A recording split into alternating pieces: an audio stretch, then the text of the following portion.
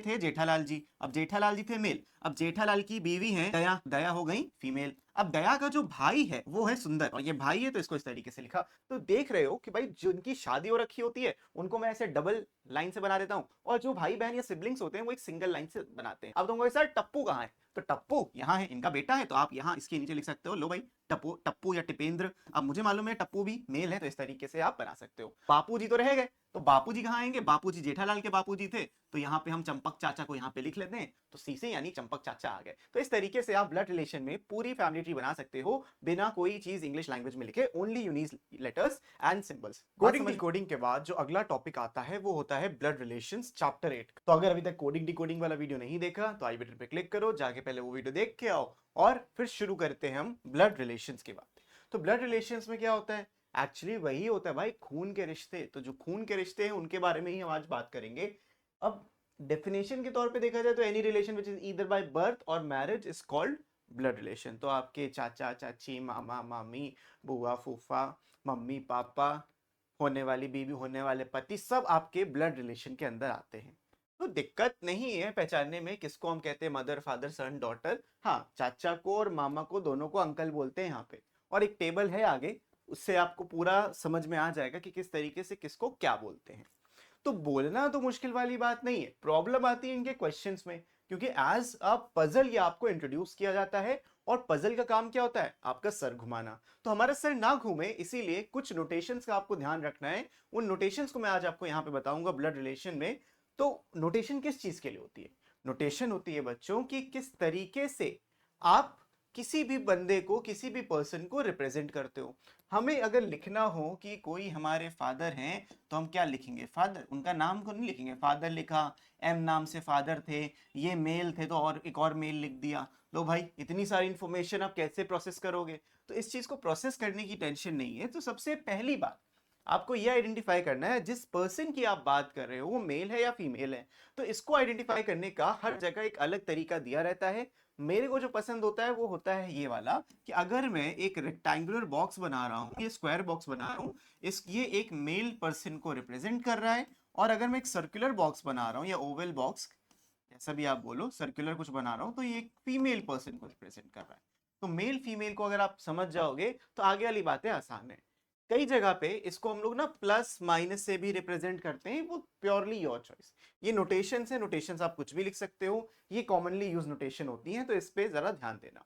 तो male female को अगर आप एक्सप्रेस करना जान गए, अब ये कैसे बताओगे कि सुंदर ही जेठालाल का साला है, कैसे आएगा, अब बात समझो कैसे आएगा। ये थे जेठालाल जी, अब जेठालाल जी थे मेल, अब जेठालाल की बीवी है दया, तो दया हो गई फीमेल। अब दया का जो भाई है वो है सुंदर, हाँ जी सुंदर, और ये भाई है तो इसको इस तरीके से लिखा।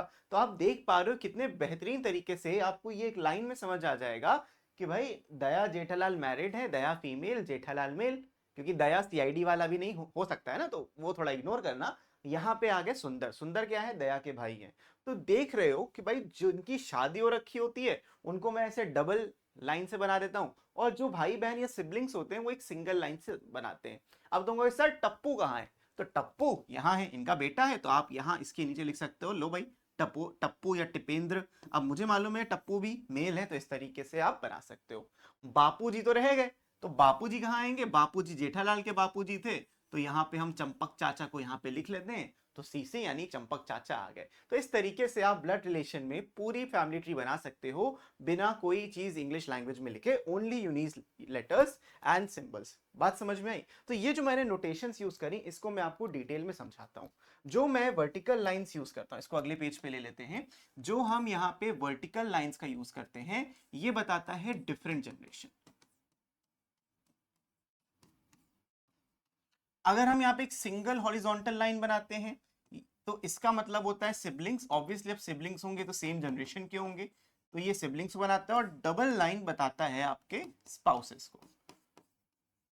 और बाकी ये तो मैंने आपको बता ही दिया था, एक रेक्टेंगुलर मेल पर्सन को रिप्रेजेंट करता है और एक सर्कल फीमेल को रिप्रेजेंट करता है। तो इतने 5 सिंबल्स की हेल्प से आप कोई भी रिप्रेजेंटेशन बना सकते हो। एक एग्जांपल मैंने आपको यहाँ पे दिया जेठालाल एंड फैमिली का। तो आई होप आपको ये फैमिली ट्री समझ में आ गई होगी, किस तरीके से आपको क्या लिखना है वो भी समझ में आ गया होगा।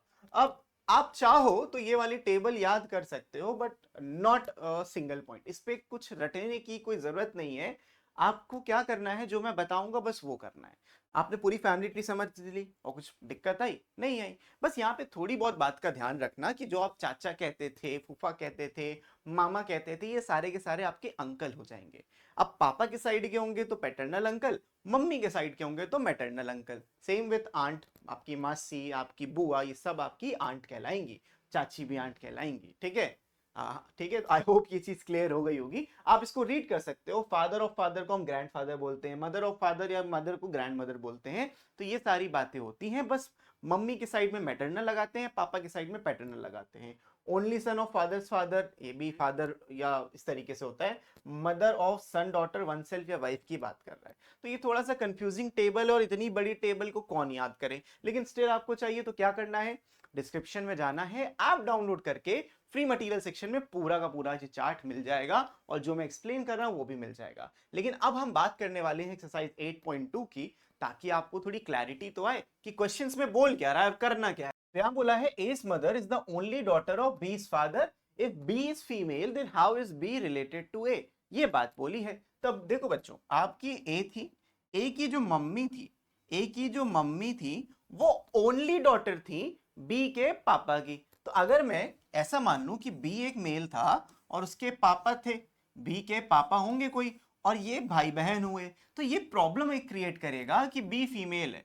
और अगर मैं B को फीमेल कर दूं तब एक ही ऑप्शन बचता है आपके पास कि B यहां पे आएगा, और B के फादर जो रहेंगे वो A के ग्रैंडफादर हो जाएंगे। समझे?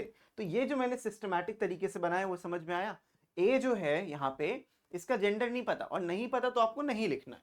बस हमें ये मालूम है कि A की जो मम्मी थी, she is the only daughter of B's father.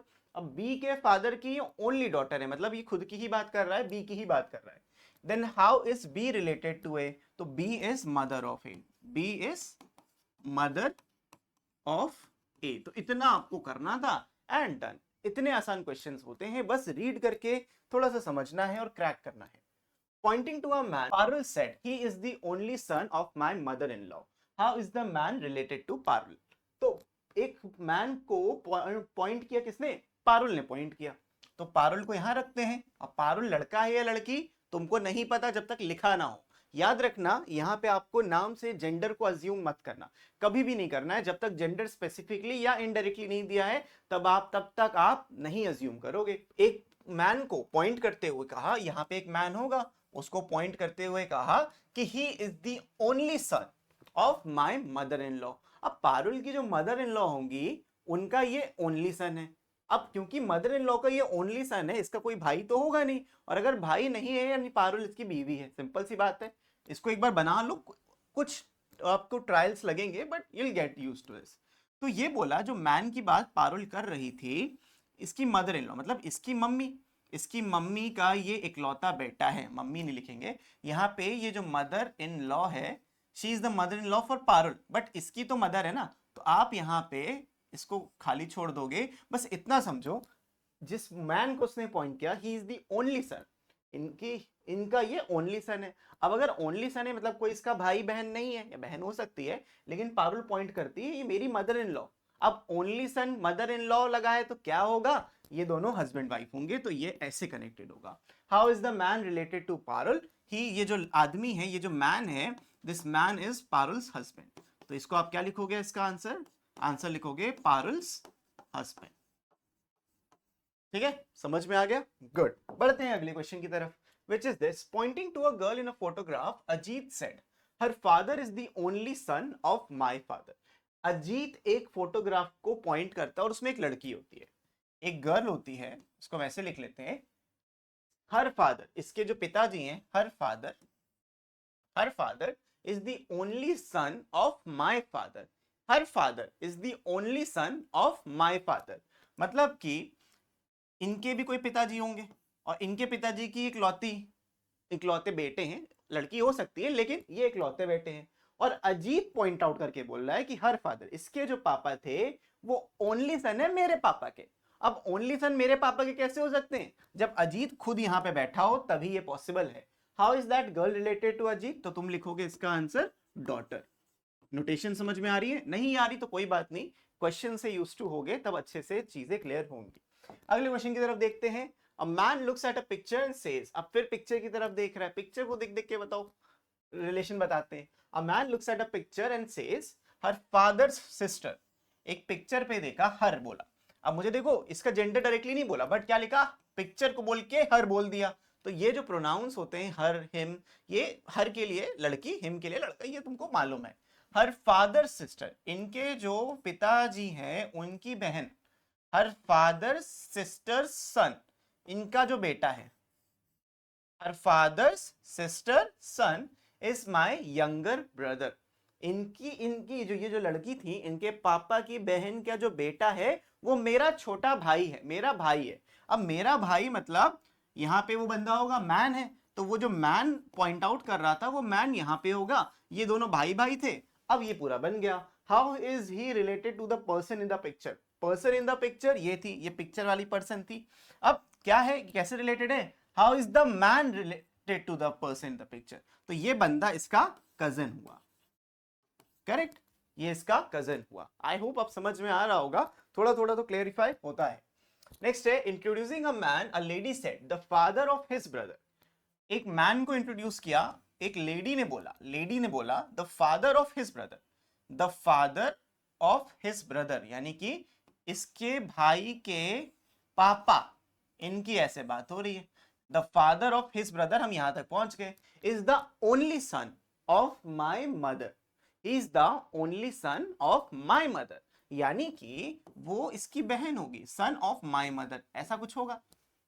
ये थी वो लेडी, जो लेडी की बात हो रही थी वो ये थी। और एक मैन को इंट्रोड्यूस करते हुए कहा the father of his brother, ये वो मैन था, ये वो मैन था और ये लेडी थी जो बात कर रही थी। अब दोबारा से एक बार आपने डायग्राम बना लिया, दोबारा से रीड करके देखना है। The father of his brother, इसकी बात कर रही है, is the only son of my mother, अब माई मदर का ओनली सन यानी लेडी, इसका भाई होगा, तो ये वाला मतलब लेडी होगी और ये इसका भाई होगा जो फादर था, father of his brother was the only son of my mother, तो इस तरीके से बन जाएगा। How is that man related to the lady, ये मैन कैसे रिलेटेड है, अब देखो पापा का बेटा मतलब भाई बहन थे, इनका बेटा है, तो ये इसका नेफ्यू हो जाएगा।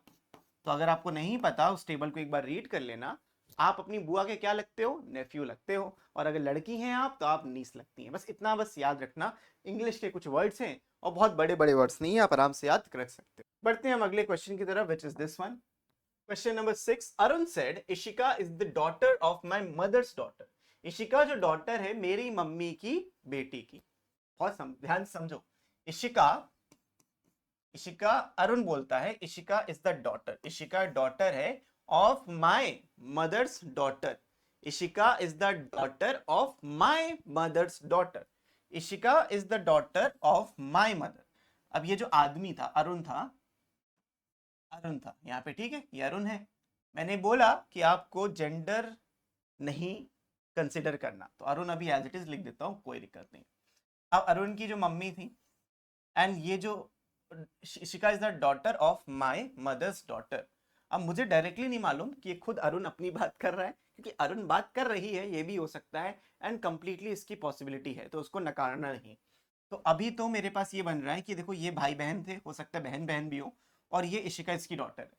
Arun said Ishika is the daughter of my mother's daughter, my mother's daughter, Ishika उसकी डॉटर है। How is Arun related to Ishika, एक डायग्राम ये पॉसिबल है, एक डायग्राम और पॉसिबल है, कैसा, अगर मैं अरुण को यहाँ डाल दूं, इशिका को यहाँ पे डाल दूं, और यहाँ पे अपनी मम्मी को, उसकी मम्मी को डाल दूं, तो Ishika is the daughter of my mother's daughter, इसकी मम्मी की डॉटर खुद ये हुई और इशिका इसी की बेटी हो गई, तो ये भी एक पॉसिबिलिटी है। यहाँ पे दो पॉसिबिलिटी बन रही हैं, तो ध्यान से इस चीज को करना। तो इन दोनों केसेस में फिर करना क्या है, सर दोनों ही बना के आएंगे क्या, नहीं। अब एक बात समझो, आप लोग क्लास 11th में हो अभी, तो यहाँ पे आप मान सकते हो कि अरुण एक आदमी है, मतलब ये वाला केस आप मान सकते हो, लेकिन किसी भी कॉम्पिटिटिव एग्जाम में बैठो और अरुण के बारे में कुछ नहीं बोला गया कि अरुण का एक्स्ट्रा भाई है, बहन है, ऐसा कुछ नहीं बोला, तो आपको कंसिडर नहीं करना, कुछ भी नहीं करना है।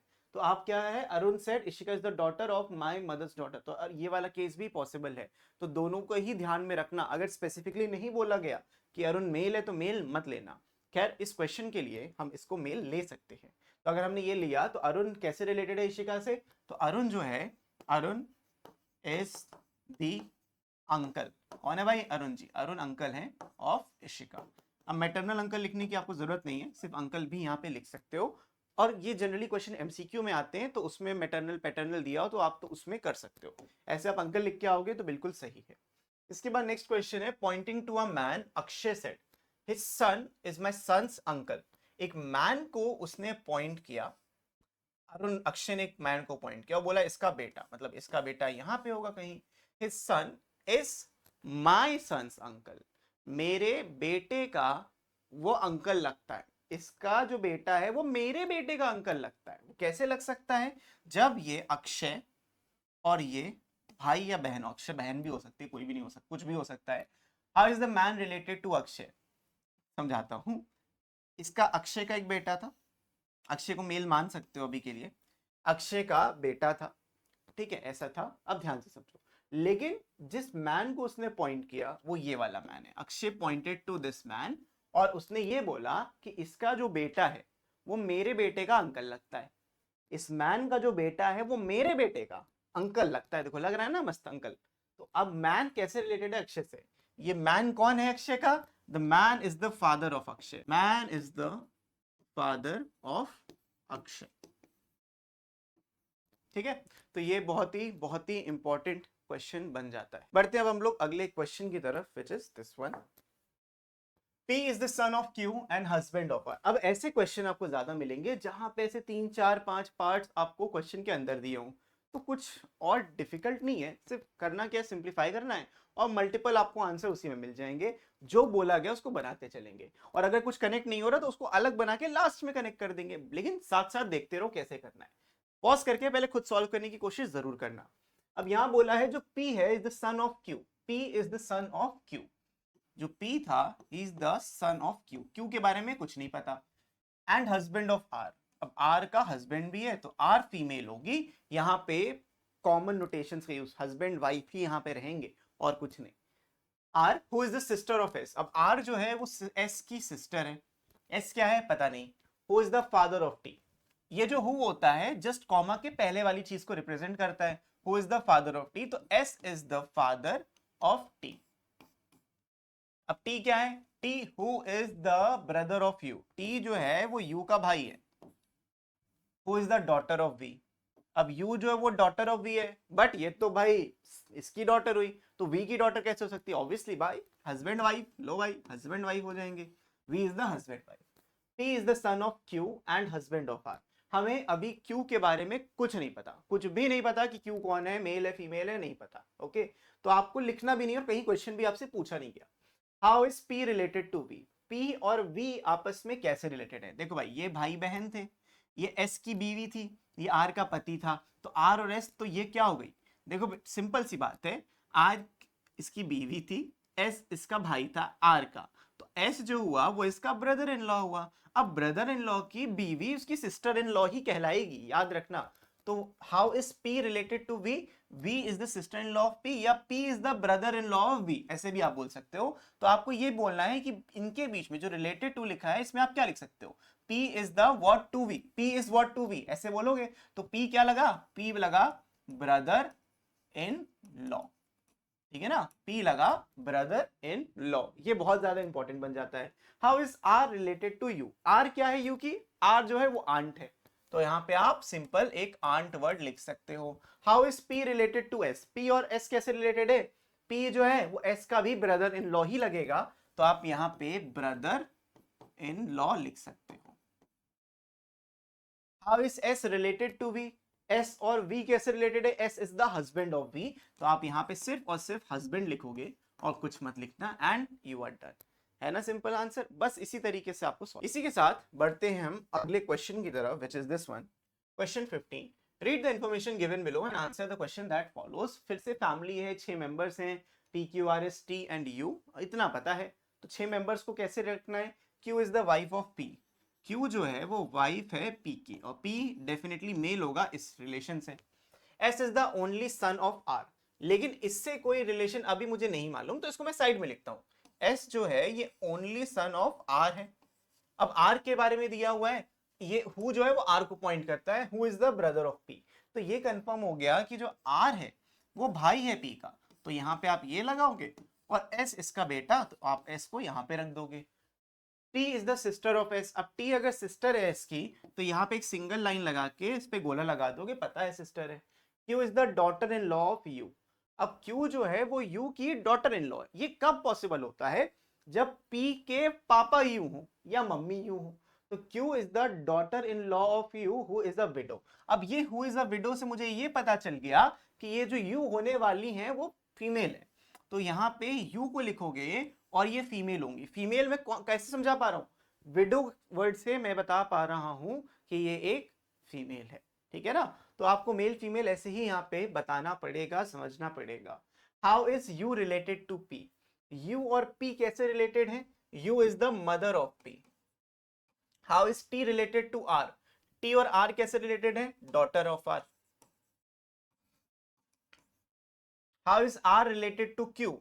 आर कौन लगा? ब्रदर इन लॉ लगा, तो brother in law. And how is S related to U? S और यू कैसे रिलेटेड है? बहुत ध्यान से समझो कि भाई पी यू के दो बेटे थे, पी और आर। आर का बेटा एस है, तो ये जो है वो ग्रैंडसन है यू का। एस कैसे रिलेटेड है? एस पहले ना, तो S is the grandson of you. आपको पूरा ऐसे रीड करके बीच में आना चाहिए, तो ये आपका आंसर हो जाएगा mother, daughter, brother in law and grandson. तो बढ़ते हैं हम अब अगले क्वेश्चन की तरफ। धीमे धीमे सारे क्वेश्चन बड़े आराम से देखो होते जा रहे हैं बिना किसी दिक्कत के। तो अगर अभी तक सब्सक्राइब नहीं किया है कर लो यार, क्या जा रहा है तुम्हारा। फिर करते हैं इस क्वेश्चन को। In a family of 6 members A B C D and E F, B is the daughter in law of F. देखो शुरुआत आपको करनी है टोटल रीड करके, यहां से रीड करो। B is daughter in law of F, तो बी जो है वो डॉटर इन लॉ होगी एफ की। तो ये बन गया बी, और बी शादी कर रही होगी किसी से जिसके मम्मी या पापा एफ होंगे।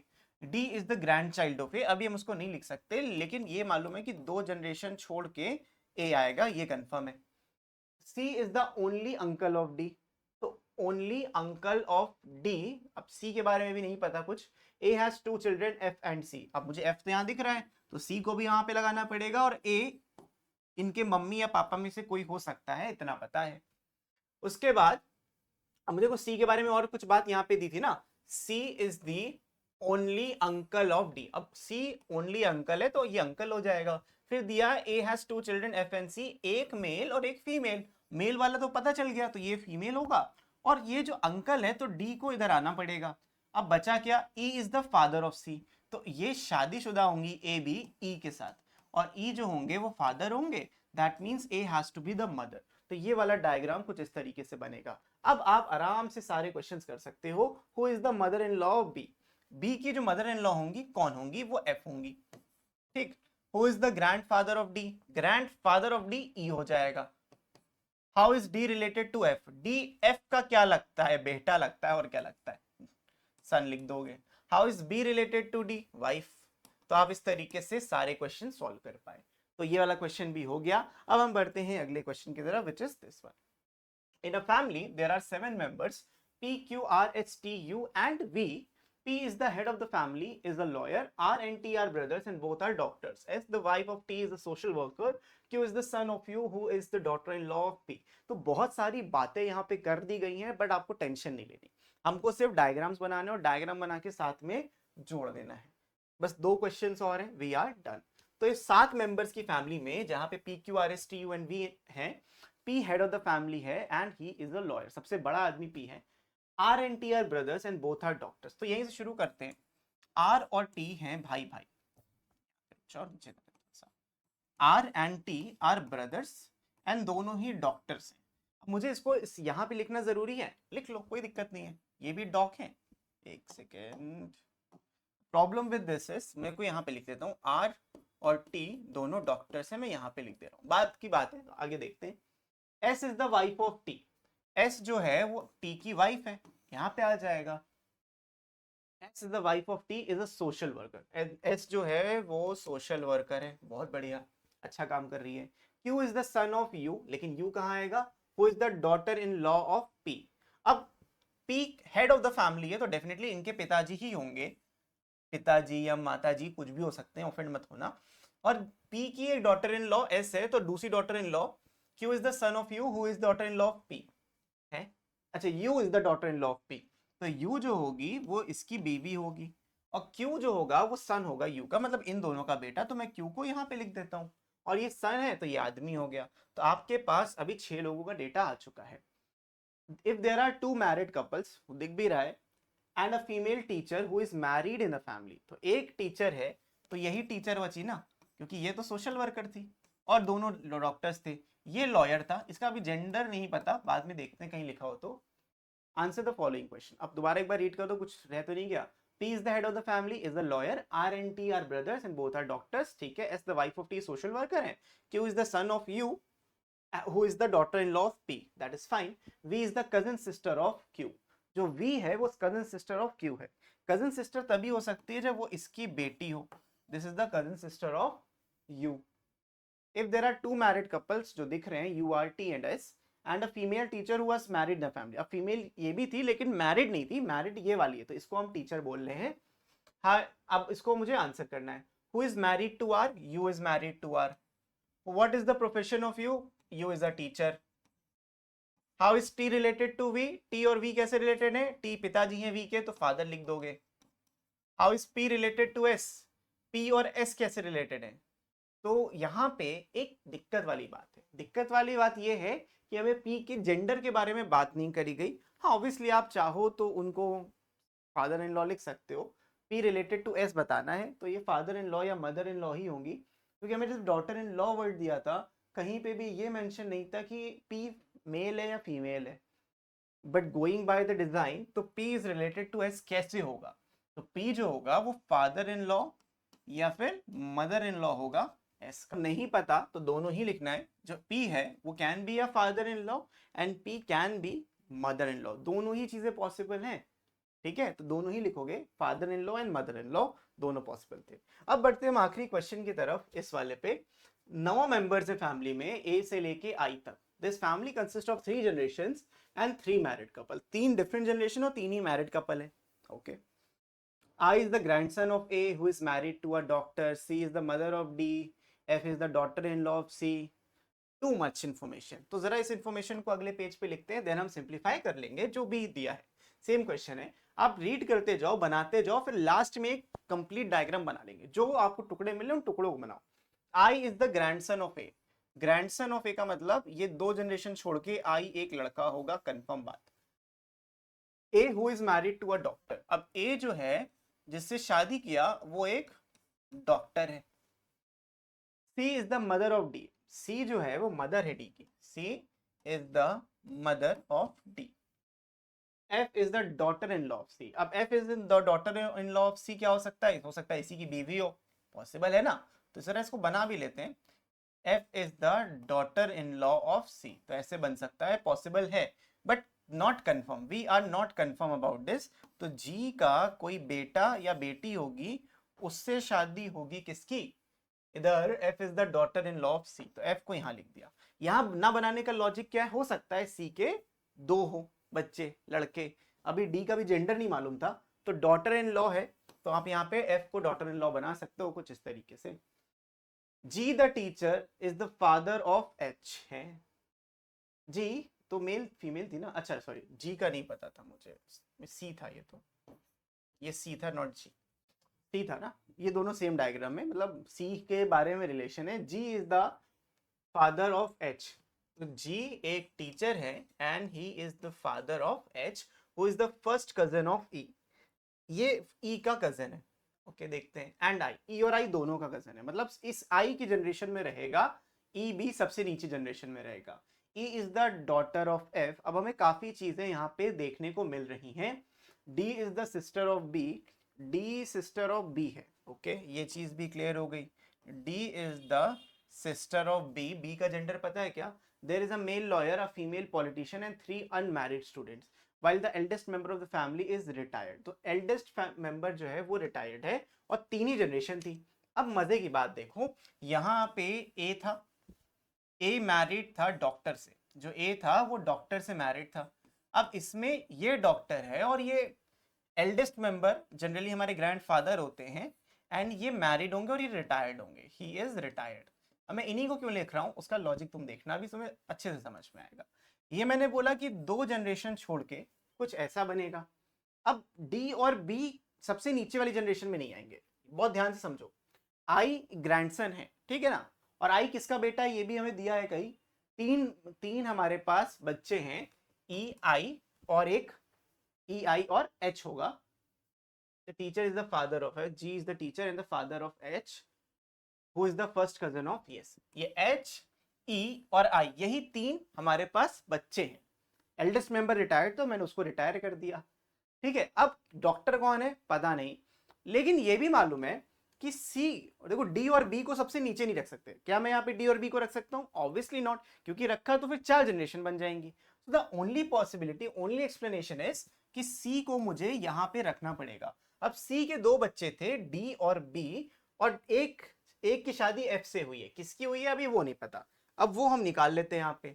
इसके 2 बच्चे हैं which is D and B, D female थी और बी, यहां हमने डी और बी को रख लिया। अब एक चीज हमें और मालूम थी कि जो एफ है वो डॉटर इन लॉ है, ऑब्वियसली इसकी बीवी तो हो नहीं सकती, तो किसकी बीवी होगी? एफ की बीवी होगी। तो आप यहाँ पे एफ को प्लेस कर सकते हो, एफ बीबी और बी आदमी हो जाएगा फॉर श्योर, क्योंकि सी की एक डॉटर इन लॉ ना जरूरी था।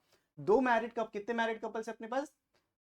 टोटल अपने पास consist of 3 generation and 3 married couples. अब 3 मैरिड कपल तभी होंगे जब इसकी भी शादी करा देंगे, किससे होगी वो बात की बात है, बात देखते हैं अभी। अब हमें मालूम है कि इसका ग्रैंडसन आई है, तो किसी ना किसी का बेटा तो होगा आई, और जी का बेटा एच है। अब जी को नीचे तो रख नहीं सकते, उसका बेटा नहीं हो पाएगा, 4 जनरेशन हो जाएंगी, तो जी हैज टू बी हियर, और जी आदमी था ये भी मालूम है, और इसके बेटे को हम एच बोल रहे हैं, तो चाहे डी के नीचे लगाओ चाहे यहाँ पे लगाओ, यहाँ पे हो जाएगा एच। और देखो यहाँ पे बोला था ना, G the teacher is the father of H, who is the first cousin of E and I. अब कजन है ई और आई का, तो ई और आई को यहाँ पे आना पड़ेगा, और आई ग्रैंडसन था जो हमने ऑलरेडी यहाँ पे लिख लिया था। अब हमें बहुत सारी इंफॉर्मेशन देखो यहाँ से मिली थी, हम इसको इरेज कर सकते हैं, इसकी हमें कोई जरूरत नहीं है, सब कुछ हमने लिख लिया। Now we go through the statements again, आगे देखते हैं। I is the grandson of A who is married to a doctor, बिल्कुल सही है। C is the mother of D, C जो है वो मदर ऑफ डी है, बिल्कुल सही है। F is the daughter in law of C, F is the daughter in law of C, एकदम सही। जी द टीचर, ये टीचर है, is the father of H, who is the first cousin of E and I. E is the daughter of F. अच्छा daughter दिया है तो इसका gender भी हमें पता है। Who is an engineer? F एक इंजीनियर है। जो ये who होता है वो जस्ट कॉमा के पहले वाले आदमी की बात करता है, या औरत जो भी हो, यहाँ पे इंजीनियर आप लिख दोगे। इसके बाद आया D is the sister of B, वो तो पता ही था। There is a male lawyer, a female politician. अब मेल लॉयर और फीमेल पॉलिटिशियन बचा, 3 स्टूडेंट्स थे। अब सबका हमें ऑलरेडी पता है क्या प्रोफेशन है, मेल लॉयर होगा, लॉयर ही नहीं पता था, और फीमेल पॉलिटिशियन है, तो ये पॉलिटिक्स में है, डी पॉलिटिशियन है, यहाँ पॉलिटिशियन आप लिख सकते हो। एंड 3 अनमैरिड स्टूडेंट्स, वो हमें दिख भी रहा है। एच का जेंडर अभी कहीं पे भी मेंशन नहीं है, तो हम नहीं लिखेंगे। तो ये बन गई हमारी फैमिली ट्री, बहुत बेहतरीन और बहुत बढ़िया क्वेश्चन था। अब इस पे हम क्वेश्चंस करते हैं। हु इज द पॉलिटिशियन, तो पॉलिटिशियन हमने किसको बनाया है? पॉलिटिशियन बनाया है डी को, तो यहाँ पे आप डी लिख लेंगे। लॉयर कौन है? लॉयर है बी, तो यहाँ पे बी लिख लोगे। वो what is the profession of C, देखा था ये डॉक्टर थी, तो यहाँ पे डॉक्टर हो जाएगा, पूरा ही लिख लो यार। C is the doctor. Name the 3 students, हमें सिर्फ स्टूडेंट्स के नाम लिखने हैं, एच ई और आई, तो यहाँ पे आप लिखोगे एच कॉमा ई कॉमा आई।